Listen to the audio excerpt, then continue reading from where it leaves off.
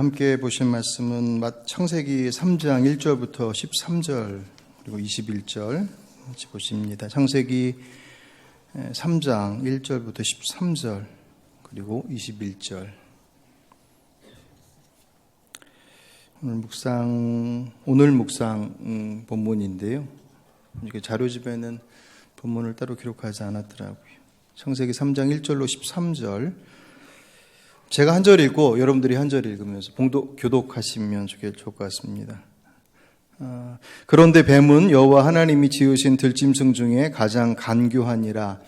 뱀이 여자에게 물어 이르되 하나님이 참으로 너희에게 동산 모든 나무의 열매를 먹지 말라 하시더냐.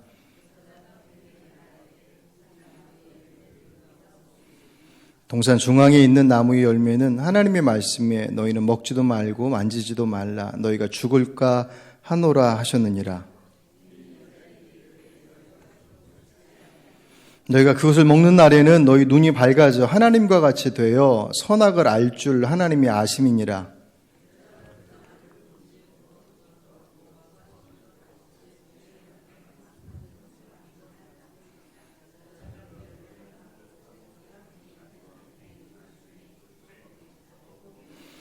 이에 그들의 눈이 밝아져 자기들이 벗은 줄을 알고 무화과나무 잎을 엮어 치마로 삼았더라.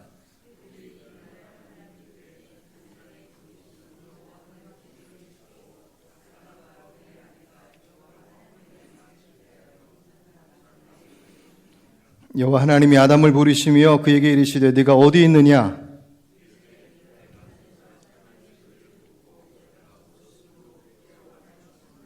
이르시되 누가 너의 벗었음을 네게 알렸느냐? 내가 네게 먹지 말라 명한 그 나무 열매를 네가 먹었느냐?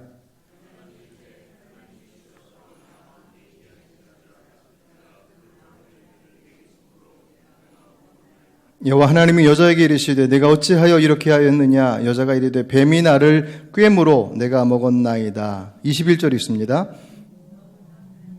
아담과 그의 아내를 위하여 가죽옷을 지어 입히니라. 아멘. 올 연초에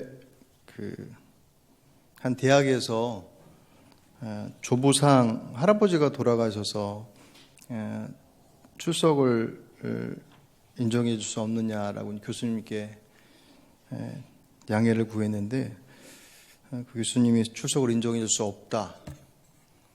그런 내용의 기사가 올 연초 1월 벽두부터 뉴스에 나왔어요. 할아버지가 돌아가셨는데 출석을 아마 이제 12월 달 종강하기 전의 이야기겠죠. 근데 출석을 인정해 줄 수 없다. 이제 그래서 학과 사무실에다 알아봤더니 학교 그 학사 내규에는 본인과 배우자의 조부모 사망 시 장례일까지 이틀은 출석을 인정해 줄 수 있다라고 하는 그런 규정이 있긴 한데 그 규정이 교수 재량의 권한이기 때문에 어쩔 수 없다. 이제 그렇게 이제 답이 나왔어요. 그러니까 상식적으로 할아버지 돌아가셔서 손주가 다녀오겠다는데 학교에서 그것을 출석으로 교수님이 인정해 주지 않는 게 일반적이진 않잖아요. 또 그렇다고 해서 그게 또 뉴스에 날 만한 이야기는 아닌 것 같은데 아니나 다를까 그 뒤에 이제 후속 보도가 나오는데 그 학생이 학교가 연세대예요.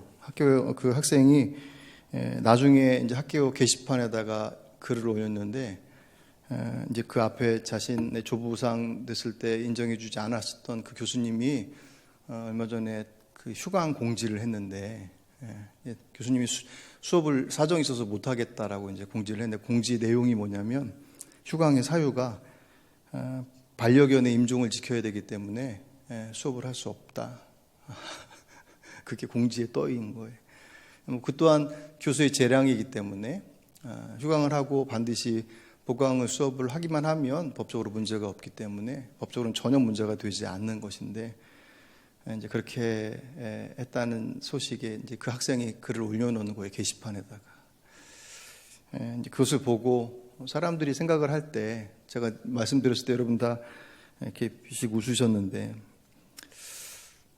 그러니까 뉴스에 나올만 하겠죠. 뭐 그렇다고 별스러운 일은 아니긴 하지만 관계로서 이루어진 사회 속에서 자신에 대해서는 대단히 관대한 기준을 가지고 있으면서 다른 이에게는 매우 엄격한 기준을 이렇게 제시한다면 스스로에게는 문제가 없을지 모르겠지만 나는 괜찮아 라고 할지 모르겠지만 그 관계에는 심각한 문제를 초래할 수밖에 없겠죠. 뭐 당연한 것일 것입니다. 그리고 그 내로남불이라고 그러잖아요.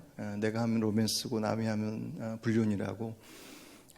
자신의 관대함은 아름다움으로 바라보면서 다른 이들에 대한 엄격함은 부정함으로 적용하는. 그러니까 그런 현장에서 대화가 되겠습니까? 대화가 안 돼도 뭐 타협도 다 어려운 것이죠. 근데 그것은 사람과 사람과의 관계 속에서뿐만 아니라 스스로 자신에 대한 기준을 가질 때도 사실은 조금 적용이 돼요. 저희 아이가 셋이 있는데 셋 중 하나가 초등학생 때였던 것 같아요. 학교에서 무슨 시험을 봤는데 한 60점인가 70점을 받아 갖고 왔어요. 그렇게 훌륭한 점수는 아니잖아요. 근데 대단히 당당하게 맞아왔다고 아주 신나서 대답을 해요. 그래서 알아봤더니 자기보다 더 못 본 아이들이 더 많다는 거예요. 되게 당당해요. 분명히 자기보다 더 잘 본 아이들도 있었을 텐데 걔네들은 안중이 없고 그 밑에 있는 아이들한테만 초점을 맞추고 있으니까는 나는 전혀 문제 없다. 그래서 그래 뭐 시험 못 봤다고 기죽어 있는 것보다는 그래도 당당하게 그렇게 있는 게 더 나아 보여서 애교로 봐줄 수 있었던. 이제 문제는 그런 기준이 오늘 우리가 보게 될 창세기 3장에서 등장하는 죄라고 하는 것에 대한 우리들의 기준이 아까 말했던 것처럼 내로남불, 내게는 대단히 관대한데 다른 이들에게는 아주 엄격하게 그 죄의 기준들을 들이밀거나 아니면 내 스스로가 너무 낮은 곳에 하향 평준화도 안 돼서 한참 밑에 그 기준을 재놔서 자신의 어떤 죄에 대한 반응들을 무디게 만든다고 한다면 그것만큼 사실 심각한 것은 없습니다. 창세기 3장 오늘 우리가 읽은 이 본문은 죄가 무엇이냐, 죄가 도대체 뭐냐 라고 하는 것에 대한 분명한 기준을 알려주는, 인류 역사 가운데 죄가 처음 들어오는 사건을 기록한다고 표현하고 있지만 죄가 무엇인지에 대한 분명한 기준을 말씀해 주고 있습니다. 여러분들이 생각했던 죄라고 하는 것이 뭘까? 여러분 거기에 뭐라고 대답하시겠습니까? 뭐가 죄라고 생각하십니까? 당신이 죄인입니다라고 하는 그 뭐랄까요? 그 부름 앞에 당신은 죄인입니다. 당신을 위해서 주님께서 오셨습니다라고 하시는 그 말씀. 전도하다가 그 예전에는 당신은 죄인입니다. 뭐 그렇게 뭐 사형리나 사형리는 그렇게 직접적으로 얘기하지는 않지만 뭐 전도 폭발이라든가 여러 가지 그 전도의 방법 중에는 당신은 죄인입니다라고 지목하에서 하는 그런 내용들이 있거든요. 이제 그런 것들을 이렇게 받으면 사람들이 화내시는 분도 있고 그래요. 당신 죄인입니다라고 할 때 그 죄라고 하는 기준이 사람마다 다 다른 어떤 기준들을 가지고 있어서 일반적으로 사회적 기준으로 볼 때는 사회적인 약속, 사회 규범이 됐던 사회적 약속을 통해서 정해놓은 것을 어기게 되면 그것은 이제 죄를 범했다고 얘기하잖아요. 예를 들어서 운전을 할 때 안전벨트를 매는 것은 약속이잖아요. 교통법규에 나와 있는 약속인데 그것을 어기면 그것에 대한 누구든지 그 법에는 예외가 없잖아요. 누구든지 그 법의 기준에 적용이 되고 그것을 어겼을 때는 범칙금과 벌점으로서 그 죄에 대한 값을 치러야 됩니다. 그러니까 사회적 기준 안에서 죄는 법을 어기는 거예요. 약속되어진 법을. 근데 제가 말씀드리는 이 안전벨트 같은 경우는 아주 경미한 죄지만 아주 심각한 중범죄도 있잖아요. 그런 것을 생각하면 당신 죄인입니다라고 할 때 그 죄라고 하는 것에 나는 뭐 그래도 괜찮게 살았는데, 그러니까 그것을 죄라고 생각한다고 한다면 나는 죄인으로서는 좀 거리가 먼 사람이에요. 근데 죄에 대한 또 다른 기준은 종교적인 차원에서 대표적으로 예수님께서 그 말씀하셨잖아요. 그 마음속에 음욕을 품고 여자를 보는 자마다 마음의 이미 간음하였느니라. 행동을 하지 않아도 약속되어진 어떤 내규를 지키지 않는 것, 그것을 행동한 것은 사회적인 법규지만 마음속에 그것을 가지고 있으면 밖으로 드러나지 않으니까 그것이 법에 어겨지는 건 아니잖아요. 그런데 예수님께서는 마음속에 이미 그것을 품는 것으로 이미 죄진 것이다라고 말씀하세요. 그래서 종교적인 영역 속에서는 탐욕과 탐심, 여러 가지 미움, 밖으로 드러나지 않았지만 그 사람에게 심각한 모욕적인 언사를 했거나 그렇게 하지 않고 그냥 내 마음속에 막 그렇게 가지고 있는 그것은 밖으로 드러나지 않아서 죄가 되지 않을지 모르겠지만 종교적 영역들 안에 속에서는 그 생각으로 그 마음으로 짓는 것도 죄다라고 해서 그 죄의 기준이 훨씬 더 심각하게 들어오죠. 그렇게 들어가면 일단 죄에 대해서 훨씬 더 우리의 입지가 좀 좁아집니다. 그래도 내가 좀 마음 잘 훈련하고 다스리면 그런 것으로부터 나를 지킬 수 있을 거야 라고 생각하는 그런 여유의 폭이 있지만 오늘 본문에서 성경에서 말씀하고 있는 죄는 우리가 생각하는 것보다 훨씬 더 우리의 삶 가운데 가까이 있음을 분명하게 말씀하고 있습니다. 하나님께서 천지를 창조하시고 난 이후에 그리고 나서 아담하고 하와에게 이 땅에 대한 통치의 권한을 위임해 주십니다. 그 내용이 창세기 1장 28절에 나와 있어요. 하나님이 그들에게 복을 주시며 하나님이 그들에게 이르시되 생육하고 번성하여 땅에 충만하라, 땅을 정복하라, 바다의 물고기와 하늘의 새와 땅에 움직이는 모든 생물을 다스리라 하시니라. 아멘. 하나님께서 사람에게 주신 그 권한, 근데 그 모든 권한을 위임하시면서 하지만 선악을 알게 하는 나무의 열매는 먹지 말아라 라고 금하시는 것이 바로 선악과입니다. 오늘 본문에 바로 전장의 2장 17절에 보시면 선악을 알게 하는 나무 열매는 먹지 말아라, 내가 먹는 날에는 정령 반드시 죽으리라 하시니라.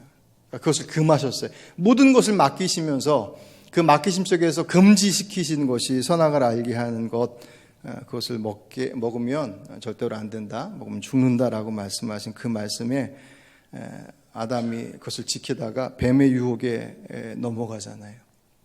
그래서 그 선악과를 먹고 말죠. 선악을 알게 하는 나무, 우리 선악과라고 부르고 그림을 그릴 땐 주로 사과로 많이 그리긴 하지만 그 선악을 알게 하는 그 나무가 여러분 오늘 본문의 3절에 보시면 동산 중앙에 있었다고 그랬어요. 제일 잘 보이는 곳에. 평소에는 그게 전혀 눈에 들어오지 않았어요. 그런데 뱀이 와서 그를 유혹하고 난 이후에 그것이 어떻게 보이냐. 6절에 먹음직도 하고 보암직도 하고 지혜롭게 할 만큼 탐스럽게 한 나무인지라. 그전에는 전혀 그렇게 느껴지지 않았는데 뱀이 와서 툭 건드리고 나니까 그게 그렇게 보이더라는 거예요.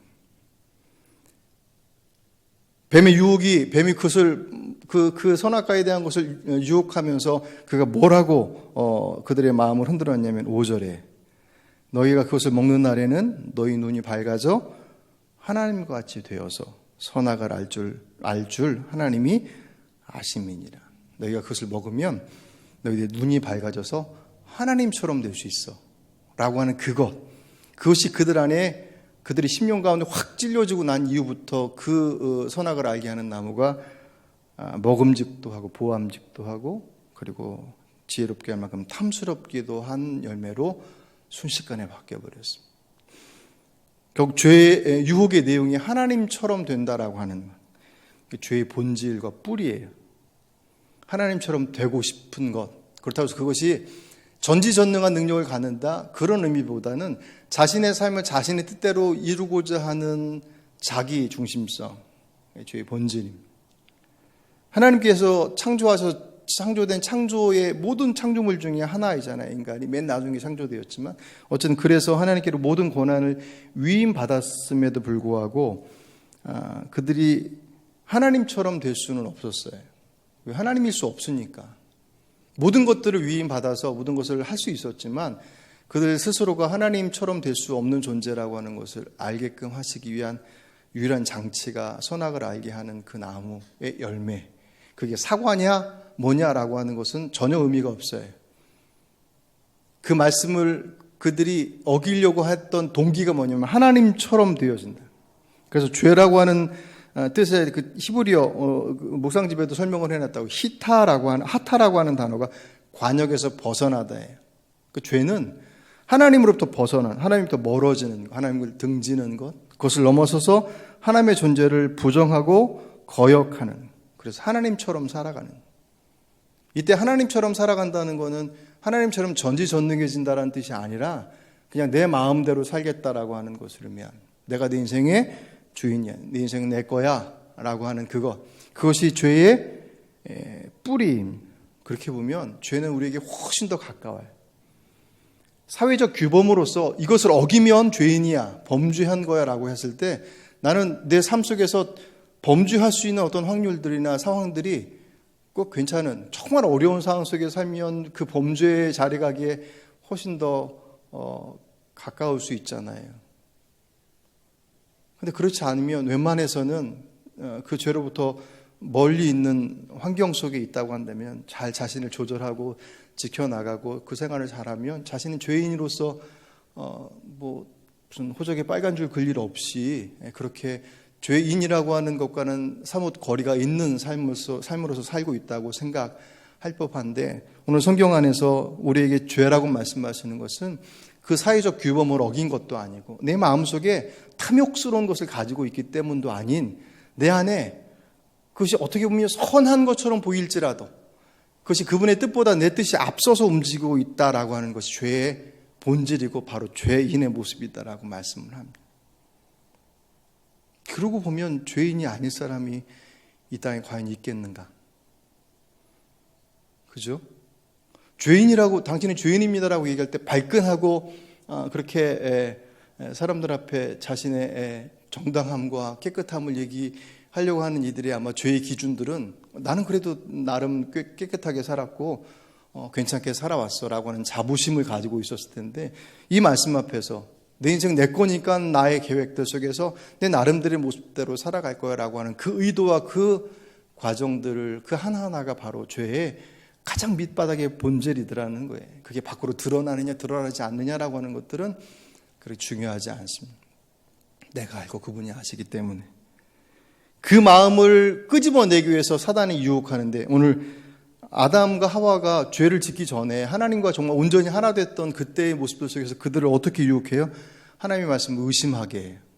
오늘 본문의 1절에 그런데 뱀은 여호와 하나님이 지으신 들짐 중에 가장 간교하니라. 뱀이 여자에게 물어 이르되 하나님이 참으로 너희에게 동산나무 열매를 모든 나무의 열매를 먹지 말라 하더냐라고 하면서 모든 열매라고 주님께서 말씀하신 것을 이렇게 한번 꽈놔요. 동산 중앙에 있는 선악을 알게 하는 그 나무의 열매라고 분명하게 지칭되었음에도 불구하고 사단이 먼저 들어와서 그 말씀을 혼미케 합니다. 진짜 모든 나무의 열매는 먹지 말라고 했어? 그 다음에 그 하나님의 말씀을 왜곡시키려고 끄집어내래. 하와가 그것에 대해서 뭐라고 얘기했냐면 3절에 보시면 동산 중앙에 있는 나무 열매 하나님 말씀이 너희는 먹지도 말고 만지지도 말라 너희가 죽을 거 하노라. 그러니까 그 안에 벌써 이제 덧붙여지기 시작한 거예요. 물론 이것이 단어 하나가 들어갔다라고 해서 그렇게 큰 의미가 있겠느냐라고 할 때 결국 그 말씀을 내가 그 말씀 그대로서 접근하느냐 아니면 내가 보기에 괜찮은 아니면 더한 것으로 접근하느냐가 결국은 그 말씀에 대한 나의 태도를 결정하는 것이니까 사단은 그렇게 슬그머니 우리에게 들어와서 그 말씀을 왜곡시킵니다. 그리고 그 말씀을 부인하게끔 해요. 4절 뱀이 여자에게 이르되 너희가 결코 죽지 아니하리라. 안 죽어. 그렇게 그 말씀 앞에 대항하게 합니다. 마지막 그것에 홀딱 넘어가죠. 그래서 보암직하고 먹음직스럽고 탐스럽기도 한 것으로 바뀌어진 그때 하와가 그 말씀에 불순종합니다. 어떻게 해요? 그 열매를 따서 먹고 자기와 함께 있는 남편에게도 준지라. 이 자리에 아담도 같이 있었어요. 저는 오늘 처음 봤죠. 그 전에 아담은 다른 곳에 있는 곳이라고 생각하고 있었는데 오늘 묵상집을 보다 보니 아담이 바로 그 옆에 같이 있었어요. 그래서 제가 여러 가지 좀 자료를 찾아봤는데 이게 옆에 같이 붙어 있었는지 아니면 저기 따로 떨어져 있었는데 같이 있는 사람이라고 표현한 건지에 대한 부분이 좀 불분명히 해요. 근데 자료집에서는 그냥 같이 있었던 것으로 하면 사실 훨씬 더 심각해져요. 그 아담이 옆에서 말리지 않았거든요. 오히려 주님께서 먹었느냐라고 물으셨을 때 뭐라고 그래요? 하나님께서 주신 여자가 먹었습니다. 하와 때문에 먹었습니다라고 얘기하는 것도 모자라서 하나님께서 자신에게 저에게 주신 그 여자 때문에 먹었습니다라고 하와에게 책임을 전가하는 것을 넘어서서 하나님께 책임을 전가하는 것으로 발전해버려요. 죄라고 하는 것은 그 죄로 인하여서 그 유혹의 통로를 헤쳐나가지 못하면 결국 그것에 이렇게 탁 걸려버리잖아요. 그래서 그 죄로 인해서 내가 삶의 주도권을 탁 쥐는 순간 오늘 본문에 보시면 하나님과의 관계가 탁 끊어져 버려요. 그 탁 끊어져 버린 그 모습, 오늘 8절에 보시면 눈이 밝아져 자기들의 벗은 줄을 알았다고 그랬습니다. 선악을 알게 한다라고 하는 거, 하나님처럼 선악을 알게 할 거야 라고 하는 것 때문에 먹었는데 보니 하나님처럼 되는 게 아니라 자신의 벌거벗음을 깨닫는 수치스러움을 알게 됐어요. 그러니까 아름다움이 아닌 수치스러운 것을 보게 되는 눈으로 바뀌어버렸습니다. 그러니까 사단에게 속은 거예요.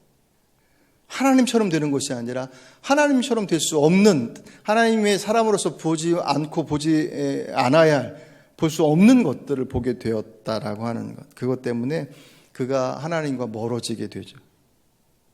오늘 8절에 뭐라고 그래요? 그들이 그날 바람이 불 때 동산이 거니시는 여호와 하나님의 소리를 듣고 아담과 그의 아내 아내가 여호와 하나님의 낯을 피하여 동산 나무 사이에 숨은지라. 아멘. 그러니까 죄가 들어오면 하나님과의 관계가 멀어져요. 아니, 그 죄가 하나님과 멀어지는 것의 시작이라고 그랬잖아요. 그 주권이 그분 앞에 있음을 인정할 때 그 말씀에 귀 기울이게 되고 더 가까이 가게 되는데, 내 인생 내 마음대로 한번 해보고 싶다라고 하는 생각이 들어오는 순간 그 주도권을 그분으로부터 내게로 가져오게 되니, 오늘 본문의 8절의 말씀처럼 하나님께서 오시는 소리를 들으니 그 낯을 피하여 숨었다고 그랬습니다. 우리의 신앙에 문제가 생기면 우리들의 예배와 말씀과 기도의 내용들 속에 문제가 발생하는 것은 결코 우연이 아니에요.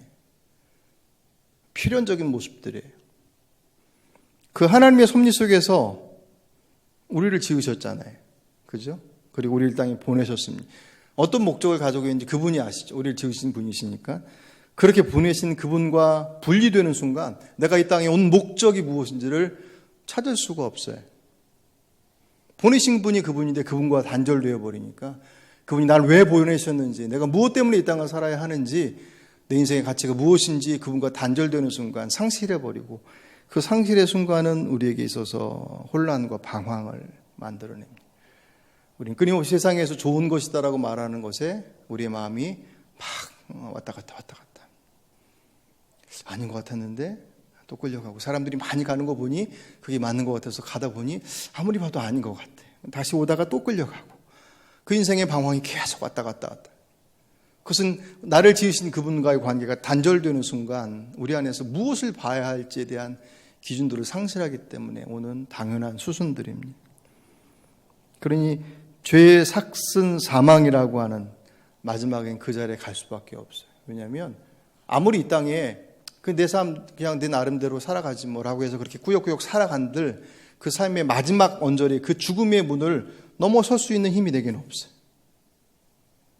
그렇잖아요. 이 땅의 모든 이들은 죽음을 통과해 갑니다. 여기서 말하는 주님 죄의 삭슨 사망이라고 하는 것은 이 한 번 죽는 육신의 죽음을 의미하는 것이 아니라 영원한 죽음을 의미해요. 그 영원한 죽음을 넘어설 수 있는 힘은 우리에게서는 없잖아요. 그죠? 우린 그분에 붙어 있어야지만 구원받을 수 있습니다. 그러니까 그분과 떨어져 있는 순간 그 삶은 영원한 죽음에 갈 수밖에 없어요. 이 땅에서 어떻게 살았느냐라고 하는 것, 그 삶의 모습들의 그 풍성함과 그 어떤 것도 그 영원한 삶의 자리를 대신해 줄 수 없어요. 그게 우리들의 실력이, 우리의 능력이고, 구원은 그분께 딱 붙는 것입니다. 그분이 붙여주시는 거죠. 내가 주인인 삶으로서 이 세상을 살아가는 것, 그것은 하나님과의 관계가 끊어진 상태 속에서는 끊임없는 혼란과 고통의 반복일 수밖에 없다라고 하는 것. 그리고 그것은 더 나아가서 하나님과의 관계가 깨지면 사람과의 관계도 깨지더란 말이에요. 오늘 본문에서 아까 말씀드렸던 것처럼 아담에게 주님께서 말씀하셨을 때 하와 때문에 먹었다. 하와가 줘서 먹었다. 그 하와는 하나님께서 주지 않았습니까? 라고 하는. 문제를 풀어가는 데 있어서 그 중심을 누구로 두냐면 자기로 둬요. 문제가 발생했을 때 자기를 보호하고 나머지 모든 것들이 그 문제의 원흉처럼 만들어집니다. 그러니까 자꾸 탓을 하게 돼요. 사람 탓도 몰려달라서 하나님의 탓까지 하게 되는 것이 인간관계의 깨짐이에요. 내가 중요하니까. 내 중심으로 살아가는데 내 중심으로 살아가는 그 모든 것들은 다 곁다리일 뿐이지 그것이 내 삶의 중심을 해칠 수 없어요. 그러니 좀 다른 얘기는 하지만 가정들에서 아이들 하나씩밖에 없는 아이들이 집에서는 모든 것의 왕이에요. 그 부모마저도 그 아이가 뭘 한다고 할 때 안 해주는 것이 없이 다 해줘요. 근데 다 자신의 집에서 다 왕노릇 하던 아이들이 어린이집이고 유치원에 다 모이면 모든 왕들이 다 모였어요. 그 안에서 지지고 볶고 아이들이 안 싸우는 게 이상한 거죠. 함께 어우러져 가면서 내가 나 혼자 살 수 없구나, 내가 왕이 아니구나 라고 하는 것을 인정할 때 그 안에서 그 공동체의 모습이 형성되지만 그 전에 내 삶이 그냥 내 마음대로 됐던 것을 마음대로 누리고 있었던 아이들이 모인 그곳은 반드시 충돌할 수밖에 없어요. 그것은 그냥 아이들의 세계뿐만 아니라 세상 속에서도 마찬가지 아니겠습니까? 내가 중심인 삶은 결국은 공동체 안에서 반드시 충돌의 결과들을 내놓을 수밖에 없다라고 하는 그것. 그게 회복되어지면 하나님께서 나를 사랑하시고 나를 향한 그분의 마음을 알게 되면 그분과 관계가 회복됨과 동시에 나를 사랑하시듯 저 사람도 사랑하시는구나라고 하는 것들을 이해하게 되니까 관계가 회복이 되어져요. 나 중심에서 그분의 중심으로 바뀌어질 때는 이상하게 그 문제들이 풀어져 가는 것들을 발견합니다. 우리의 마음이 넓어지고 좋아져서가 아니라 그분께로 함께 하나 되었을 때 그분의 마음을 알게 되고 그분이 나를 사랑하시는 것처럼 저도 사랑하신다라고 하는 것을 이해하니 함부로 할 수 없어요. 나를 존중하시는 그 마음을 가지고 그를 존중하게 됩니다. 내가 하나도 없는데 나를 인정해 주신 주님을 바라보면서 하나도 없는 저 사람을 인정해 줄 수 있는 그 자리에 가게 돼요. 그러니 하나님과의 관계가 깨지면 사람들과의 관계도 깨지는 것은 수순입니다. 하나님과의 관계가 회복되어지면 사람들과의 관계도 회복되어지는 것 또한 수순입니다. 그런 예수 잘 믿는 사람들이 세상 속에 들어가서 살아갈 때 우리는 화평의 평화를 전하는 사람이다라고 하는 그 말씀들을 사도 바울이 누누이 했던 이유들이 바로 거기에 있습니다. 말씀을 정리하죠. 그 상황 속에서 주님께서 그들의 수치를 가리시기 위해서 가죽 옷을 입히시는 사건이 뒷부분에 21절에 그렇게 표현하고 있지 않습니까? 그것이 가죽 옷을 입히셨다는 것은 동산 안에 있는 어떤 동물의 생명을 취하신 거잖아요. 그죠? 그래서 그 옷을 입히셔서 그들이 수치스럽다고 생각해서 나뭇잎으로 가렸던 치마를 만들어 입었던 그들의 수치의 가림을 주님께서 다른 생명을 취하셔서 그들에게 가죽 옷을 입히셨습니다. 그 수치를 가릴 수 있는 것은 주의 은혜일 것이고 그리고 그것은 그 가죽 옷을 보면서 그들이 자신들이 하나님께로부터 떠난 선택을 한 것이 얼마나 위중한 것인지를 인지하게끔 하는 하나의 사인과도 같았던 거예요. 그것을 위해서 오신 분이 예수님이시다. 우리가 오늘 그 예수님을 기억하며 이 고난주간을 보내고 있습니다. 제가 아까 기도하면서 그런 생각이 들었어요. 이 고난주간 동안 어떤 기도를 하는 게 좋겠는가?